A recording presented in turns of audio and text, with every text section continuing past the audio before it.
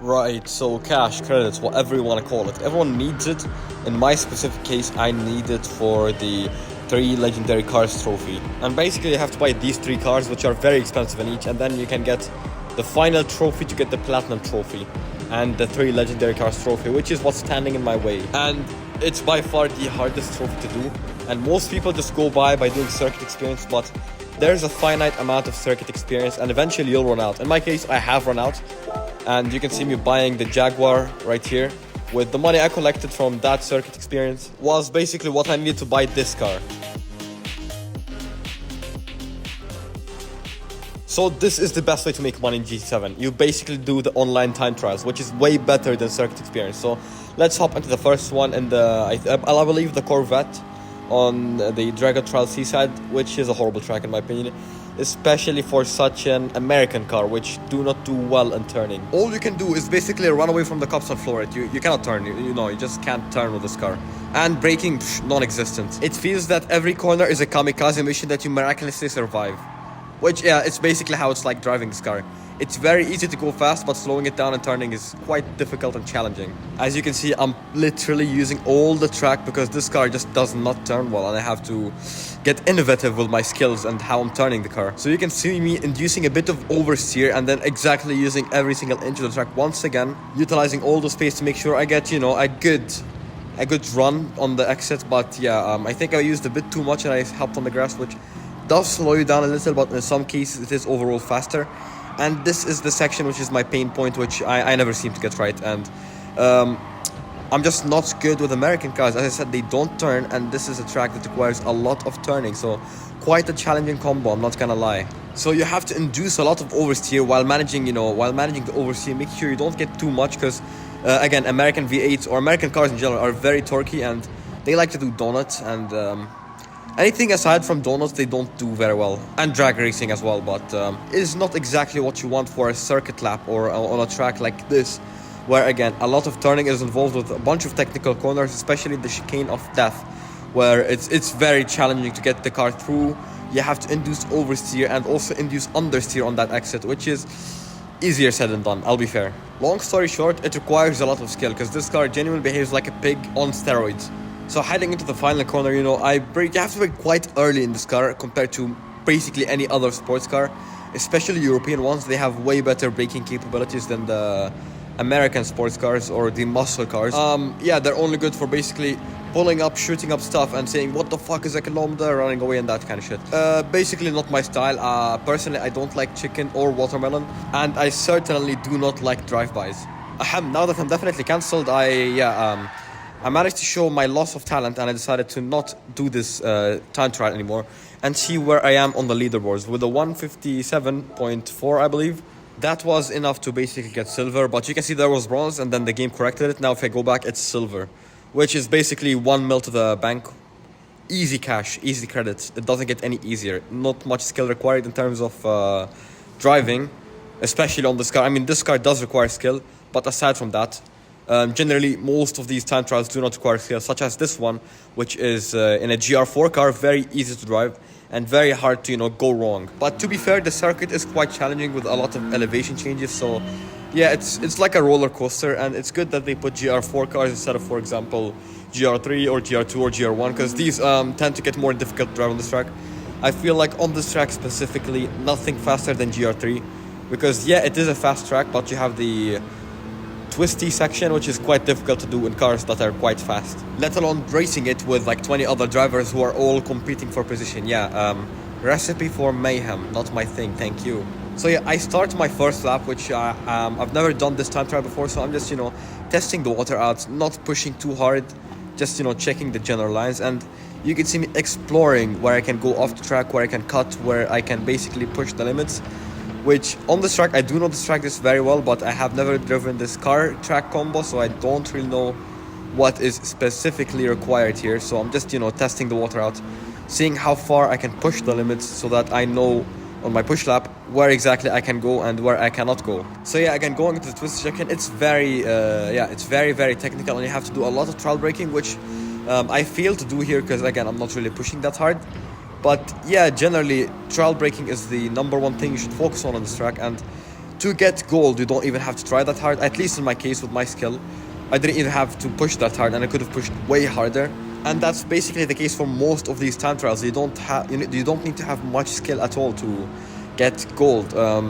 If you're lucky, you could get a track that you're good at, and that's basically easy gold. But if you're on a track that you're not good at, it's still an easy silver in my opinion. You don't have to, again, you don't have to pluck your hair out to be able to do it. It's not that difficult, and in basically 10-20 minutes work, you could get 1-2 mil credits. As part of my exploration, you can see I've gone off track limits here, so I know where the track limits there are. So I know in my next lap, my push lap, I won't be pushing that hard, which exactly why I treated this like, not a push lap. I'm just testing out the water once again. So here's my first push lap without any sort of penalties, shenanigans or that. I'm basically gonna play it clean, and you can see me very aggressive with the downshifts, getting the car turned in as early as possible and getting on that throttle as fast as I can, which is generally the meta, but you could do it faster. I don't claim to be a perfect driver, but I do claim to be a very special driver. Not acoustic though. I'm not that type of special. I'm special as in special. I'm special as in talent, alright? Yeah, basically now you can see me using more trail braking going into this corner and being very wary of what the car is doing. You basically have to float the car through that corner specifically, and this one too. You have to be, again, very precise on the trail braking, and you have to basically float your way in. You don't want to push too hard, you don't want to push too easy. And going into this corner, you can see me pushing the envelope of track limits to basically, I cannot even go any further, 1 millimeter, and that would have been a cancelled lap or an invalid lap time. And you can see I have 3 previous invalid lap times, so that was not a plan for me. I just wanted to get something down in my belt and, easy cash, go out and, enjoy my cash. Because I do need to buy a 20 million car, which is the Ferrari that raced at Le Mans, I believe 67. And then if I buy that car, I'll have the 3 legendary cars trophy, which I have 2 of the required cars issue. This trophy generally is actually the hardest trophy in the game, and it's what's in my way, and the platinum trophy.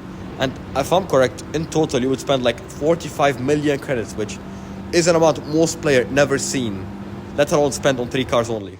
So yeah, I set my lap time of a 134.38, which is quite a fast lap time. To be exact, you will see how fast that is in just a minute. You can see top 2% of drivers, and I'll give you a short example of how hard I was pushing track limits. You can see 0 room for error, again, less than 2 millimeters of width. And here is where I claim my reward for that track, which is the easy 2 million credits. I didn't even have to worry too much about it.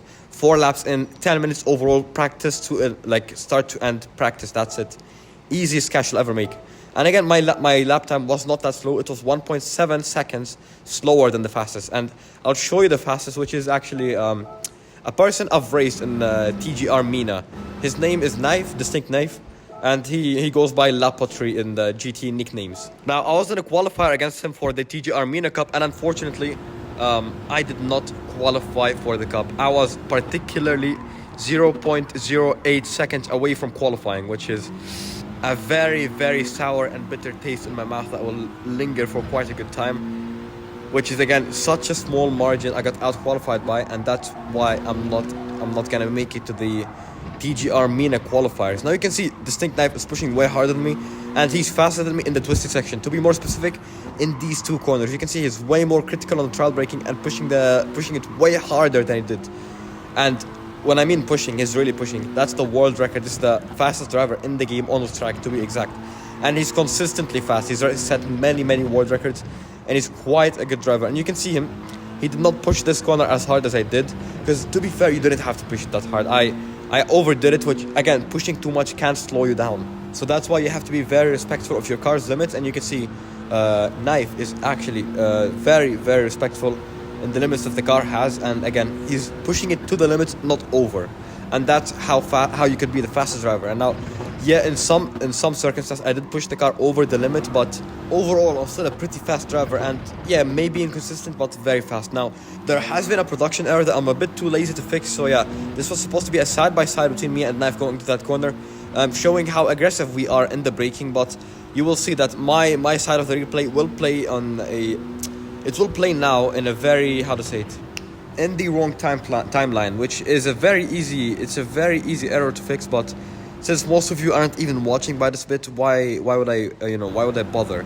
And yeah, here you go. This is where my side by side between me and Knife, which was supposed to showcase how aggressive in the downshifts we are, how I'm over revving the car more than Knife is. And again, I'm gonna zoom to see the requirements for gold, silver, and bronze, which is not very difficult to do. It's very easy to get gold. Now again, this was supposed to be a side by side comparison between me and Knife, but because of the same production glitch that I'm too lazy to fix, yeah, my side of the replay will be a bit delayed, or actually not very delayed. I think about 30 seconds to be exact. So yeah, you're gonna still enjoy. This is Knife here, and I'm supposed to be side by side with Knife, and yeah, it will show up about 2 minutes. Yeah, there it is. So it's no longer side by side, but yeah, I'm still too lazy to fix this. And again, since most of you don't even watch by this, but like most of you aren't even watching by now, I'm not too keen on fixing it. And yeah, my viewership is not that high where it will be too much of an issue, and so there is basically not much of a need for me to fix it. Anyway, long story short, in the middle sector is exactly where Knife is pulling away from me, mainly because he's much better on the trial braking, more confidence. He's able to play with the car more, he's able to toss the car around as he likes without pushing it too hard, and he just has a very great understanding of the car that I still don't yet have, which could be due to the equipment difference, because he does have top of the end equipment and I have shitty equipment, and it could be down to experience. But Knife is relatively new to the esports realm. I think me and him are like right around same experience, so maybe again it could be also down to raw skill. He could have more skill than me because I don't know, he just trains more, practices more, or pushes harder than me. But yeah, these three variables are what could differentiate me and Knife, and this is what actually makes most of the difference between drivers. Now you can see Knife's timeline, like Knife's lap time, which is the world record finished, and originally I was supposed to finish about 1.7 seconds after Knife did, but again, due to that production glitch, I'm gonna finish like a good 40-50 seconds behind